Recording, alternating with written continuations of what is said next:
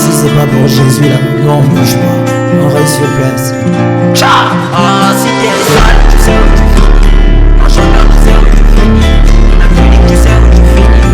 La clinique, tu sais où tu finis. Si t'es sale, tu sais où tu finis. En chantant, tu sais où tu finis. La clinique, tu sais où tu finis. La clinique, tu sais où tu finis. Ah, si t'es sale, tu sais où tu finis. En chantant, tu sais où. Eh bien, il y a le calamage, il y a le calamage, le feu, et puis frère. Non, mais gars, ton fait que c'est Jérémie 33, verset 3. Invoque mon c'est ça, il y a un nouveau big là. Dis-nous. Ouais. Genèse 49, à partir du premier verset. Ouais. Juste à partir du verset, tu composes ça. Ah, tu veux pas le Ruel? Mais toi, tu connais ceux qui l'ont découvert du gars. Ouais, Ruel, c'est... Le gars, il est terrible, hein. Il est terrible. Ah, tu dis seulement terrible. Non, mais c'est choquant quand même. En fait, c'est un texte que j'avais quand même déjà lu. Mais... le dimanche dernier, vraiment, après que l'homme de Dieu prêté, sinon, nous a fait regarder ce verset dans un angle assez particulier. On se rend bien compte qu'ici, Ruben et sa jeunesse, c'était vraiment compliqué à gérer. Mais au-delà même de, tu vois, mais on te dit que Ruben, il est passé là. J'ai aperçu Ruben. Mais que les gens reviennent me dire, on revient de la récolte du blé, mais Ruben, dans ce qui tu connais la promesse, tu peux me dire une promesse, c'était quoi? Ah, le prémisse de la vidéo de Jacob. Tu connais? Bien sûr.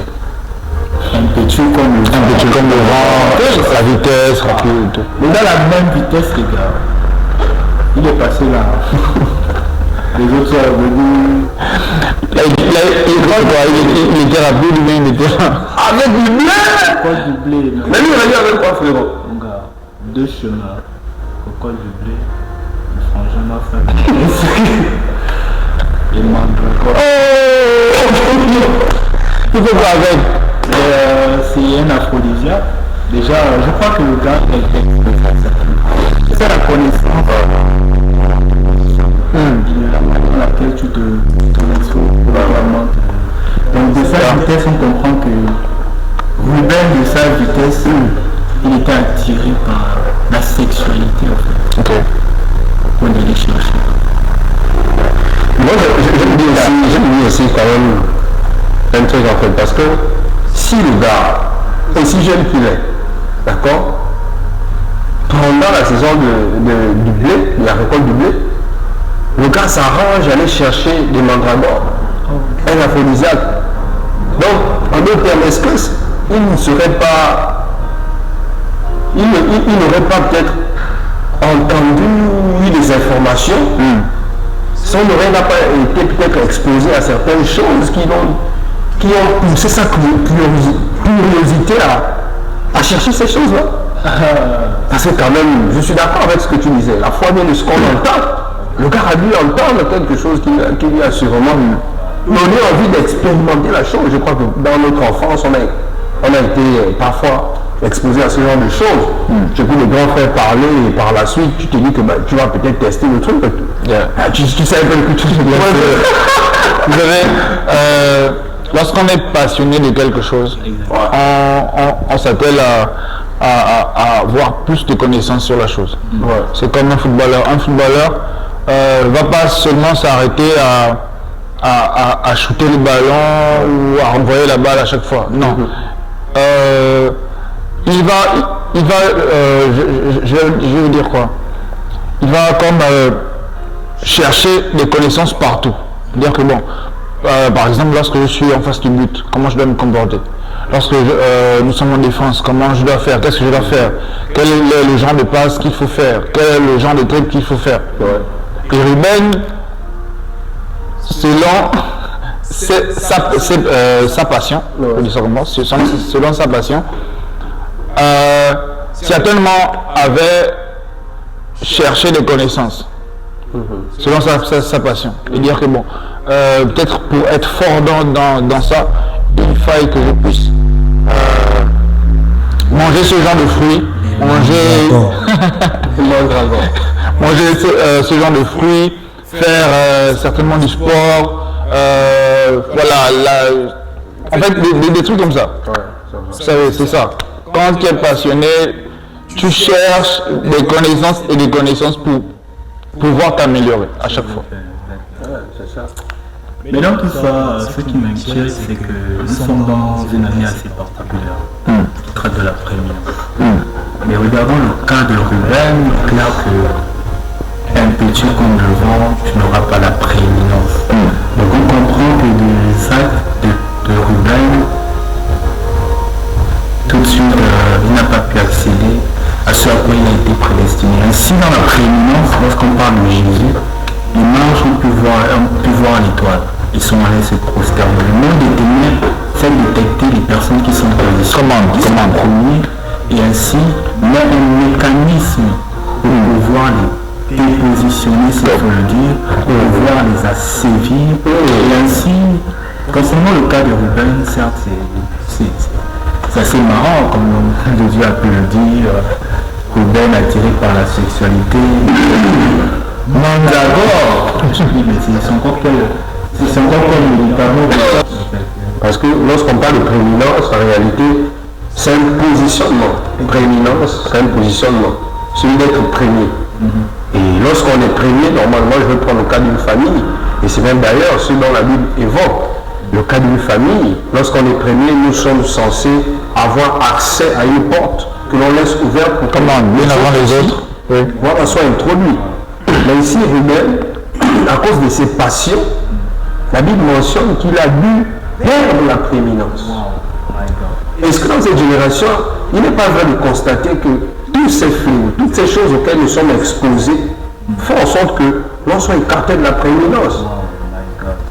Parce que quand on lit la chronologie des enfants de Jacob, c'est le 7e qui est Joseph, qui va maintenant prendre la prééminence, alors que c'est Ruben qui était censé être le premier. Donc nous le fait de vraiment faire très attention. Faire très attention en tant que jeune.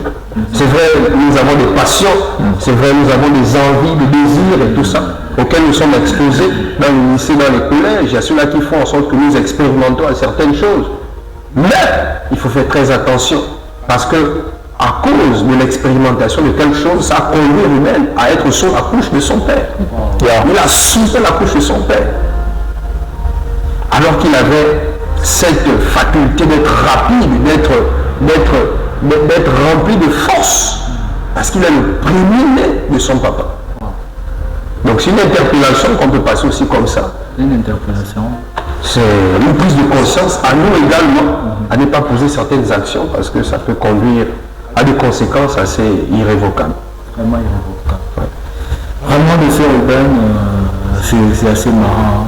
C'est assez marrant parce que je suis Ruben. Et je peux voir plusieurs personnes. Plusieurs personnes.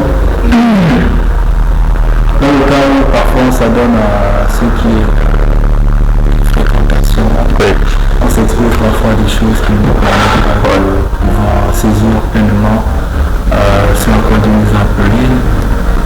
Vraiment, revenons sur ce terme, la prééminence. La prééminence, lorsqu'on regarde, c'est un positionnement parfois de prédestination. Mais aussi la prééminence par élection divine. Élection divine. Le de Dieu pouvait le mentionner. Que parfois il est question de pouvoir provoquer cette prééminence. Regardons dans certaines familles, parfois, l'assujettissement lorsque tu ne dois pas atteindre un plafond en tant qu'aîné, fait en sorte que si il y a quelqu'un qui a réussi, tu peux perdre ton droit de naissance, comme disait le roi. Et ce sont des choses qui sévissent les familles. Les familles sont actuellement divisées de sorte que le droit de naissance est renversé. Comme Jacob, comme pour un plat de lentilles, parfois, il y a beaucoup de plats de lentilles qu'on constate dans notre génération. La prostitution est un plat de lentilles. La drogue est un plat de lentilles. Il y a tellement de choses qui nous font perdre la prééminence je pense que par cette entrée dans cette nouvelle année, à travers de son serviteur, qui a commencé à nous exhorter là-dessus, je pense que l'entendement doit s'ouvrir afin que beaucoup de captifs sortent de là. C'est pourquoi ce soir, au-delà du fait que ça ne cesse de m'amuser, cette affaire de Mangrador, parce que Mangrador déjà c'est un aphrodisiaque. Et ça me fait penser à mes frères qui sont dans le poteau. Ça déboule de là. Un truc comprimé de millions. Ça existe. Regarde, il y avait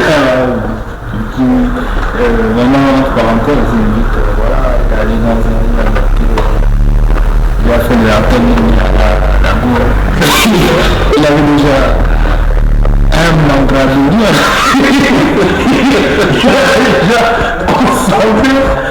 La repas de lui-même. Il est resté là. Il est resté là longtemps, c'est juste la violence qu'il cherche.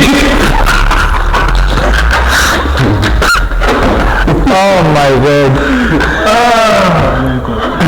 C'est-à-dire que les pulsions peuvent nous emmener à pouvoir commettre des choses qui nous rendent ridicules. Et lorsqu'on regarde Satan, vu qu'il est descendu, c'est pour ridiculiser la race humaine. Et c'est une mission de pouvoir vraiment déplacer cette génération. La Bible est claire que nous sommes dans les derniers temps. C'est vrai que l'esprit est répandu sur toute chair. Nous sommes de cette génération où le diable s'est aussi usé de malice afin de nous faire perdre la prééminence. Nous sommes prédestinés à pouvoir suivre le relais de ce qui est fait par nos pères. Et parfois, Christ constatait que même dans les églises, il n'y a plus de constance. La chrétienté devient un beurre, mais plus une consécration par le respect du sacré, par la crainte de l'éternel. En fait. C'est que je constate tous les sujets qui tournent autour de cette prééminence. Mais c'est vrai que l'homme de Dieu a pu nous entretenir, je pense que de nous comment cette génération pourra tirer son étendard afin de pouvoir élever les standards de la société. Je crois pour ma part que avec plus de connaissances, vous savez, la connaissance elle est importante. Déjà, si on manque de connaissances, on peut faire de nombreuses erreurs. C'est vrai. Parce que déjà, comme tu disais tout à l'heure, tu parlais du choix divin, voilà, d'un premier-né et tout. Je vais prendre le cas de Saül, le premier roi d'Israël. Saül a été sélectionné, bon moi je veux dire, il était un choix divin. Parce que c'est quelqu'un qui est sorti de la maison de son père, pas pour être roi, il n'est pas sorti pour être roi. Il est sorti parce qu'il cherchait les ânesses de son père. C'est en cherchant les ânesses de son père qu'il rencontre la royauté. Et en cours de route, Saül est roi, mais ce qui pour ma part, permet à Saül de perdre sa prééminence, je dis ça comme ça, c'est le fait de désobéir à la parole de Dieu. Si je ne me trompe pas, ils étaient allés combattre et juste après le combat, le Seigneur avait demandé de ne rien toucher, de ne rien prendre. Tout ce qui a été voué par elle. Voilà. Donc, Saül n'a pas obéi, il a désobéi, et puis par la suite, ce qui s'est passé, s'est passé. Vous savez, par le fait d'avoir des désirs contraires à la parole de Dieu, nous pouvons perdre notre prééminence. Vous savez, le prophète l'a si bien dit, nous les premiers, nous sommes les portes. Nous sommes les portes de ceux qui viennent après nous. Bien sûr. Il déclare que si les prémices sont saintes, Le reste, la masse l'est aussi. la masse n'est aussi. Donc, c'est de savoir que avoir une connaissance sur certaines choses peut te permettre de soit perdre ta prééminence ou à dévancer ceux qui viennent après toi. C'est le cas de Adam. Adam est là, il est là dans le jardin avec Ève, il a tout. Mais qu'est-ce qui pousse Adam à perdre sa prééminence? Il a désobéi. C'est le cas de Abel. Caïn et Abel. Caïn voit son petit frère prospérer dans le fait de donner les offrandes à Dieu. Mais qu'est-ce qui coûte à Caïn de partir vers son frère et de demander comment ça se passe? Si Caïn avait demandé à Abel comment ça se passe, je pense que Caïn et Abel aujourd'hui, ils devaient s'entendre, très bien s'entendre en tant que frère. Ouais. Je pense également que si mon frère, bon, je vais pas dire mon frère, je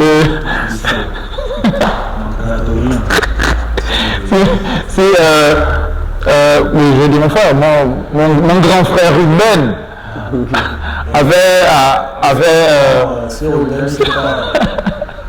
Franchement, si je le trouve au ciel, c'est pas ce qu'il y a encore des doigts de Balador. C'est comme que tu vois le ciel. Oh, la déguste aussi.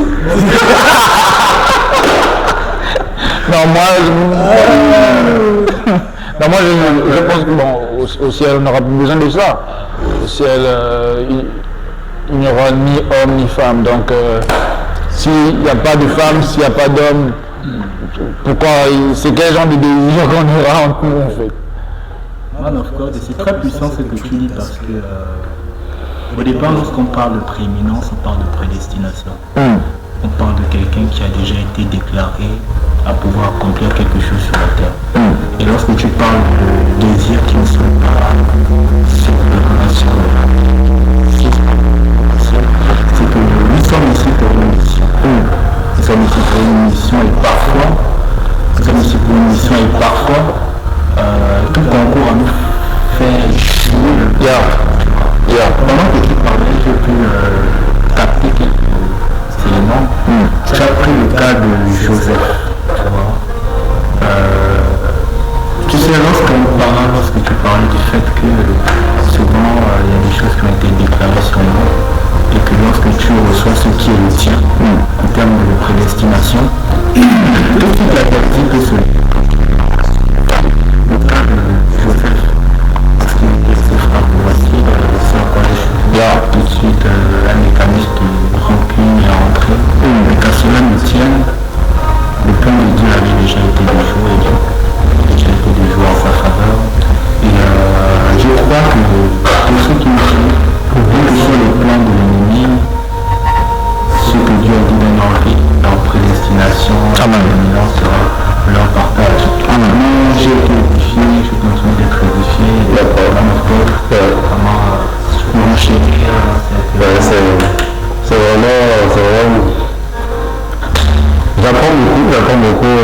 J'apprends beaucoup. Je suis d'accord avec ce que vous avez énuméré. Sur le cas de la prédestination, la Bible déclare que toute chose concourt bien de ceux qui aiment Dieu et de ceux qui sont appelés selon son dessein. Car ce qu'il a connu d'avance, il les a aussi prédestinés à être semblables à l'image de son Fils, qui fut le premier-né de plusieurs frères. Qu'est-ce que j'ai envie de dire? J'ai envie de dire à quelqu'un que chacun d'entre nous a une prédestination qui a déjà été prescrite dans l'esprit de la personne en réalité. C'est-à-dire, j'écoutais un homme de Dieu un jour et il disait, à chaque fois qu'une personne marche sur la terre et qu'elle n'a pas encore découvert ce pourquoi elle a été appelée, c'est comme des rêves qui émanent du ciel sur la terre, qui attendent en fait le fait que la personne capte ses rêves et rentre sur la direction de la réalisation de sa destinée. Je voulais dire à quelqu'un que dans cette terre, dans ces temps qui sont aussi fâcheux, qui sont aussi difficiles, il est très important d'avoir des résolutions. Comment? Il est très important d'avoir des résolutions pour aboutir à des résultats assez concrets. Pour nous qui sommes chrétiens, la Bible est claire dans ce proverbe qui dit « À tes résolutions répondra le succès ». En cette année de Tzalak dans laquelle nous sommes, je voulais interpeller quelqu'un, je voulais encourager quelqu'un à prendre des résolutions. En réalité, ici, je me rends compte que bel et bien, Ruben n'avait pas peut-être des résolutions autour de lui. Comment? S'il avait des résolutions, je ne crois pas qu'il devait aboutir à un tel chaos. Je crois, pour ma part, mes frères, que nous également, nous devons avoir des résolutions. Amen. Parce qu'à ces résolutions, assurément, nous allons préserver notre prééminence. Alléluia. Amen. Que je te remercie. Ainsi soit-il, qu'il en soit ainsi, pas autrement. Et effectivement, de cette prééminence, nous croyons que ce message de Saint Juan était le mieux placé pour pouvoir positionner déjà notre système de pensée.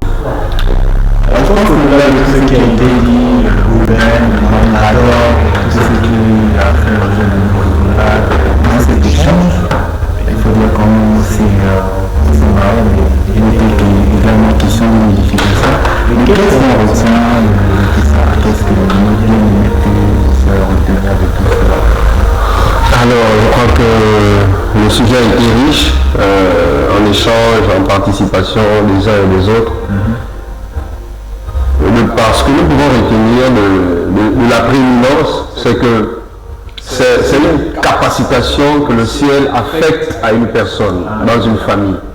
Et je crois que cette capacitation se doit d'être gardée par ce texte, ce merveilleux texte de Proverbe qui dit « À tes résolutions répondra le succès et sur tes sentiers brillera la lumière ». Aussi longtemps qu'il n'y a pas de résolution autour de toi, ce serait impossible de maintenir le cap de la prééminence dans ta vie, toi qui le suis. Alors nous disons Tzalak, bonne heureuse année, à tes résolutions répondra le succès en cette année de grand succès. Mais viens, Elle ne vient pas seule. je dirais mieux, viens et ne viens pas avec les mantras d'or. Ah, si t'es sale, tu sais où tu finis. En chanteur, tu sais où tu finis. La Phoenix, tu sais où tu finis. La fille, tu sais où tu finis. Si t'es sale, tu sais où tu finis. En chanteur, tu sais où tu finis. La Phoenix, tu sais où tu finis. La fille, tu sais où tu finis. Alors si ça t'en pas, réplique, te crime. Réplique, retire. Réplique, il est aussi dedans si ça t'en pas. Réplique, te crime.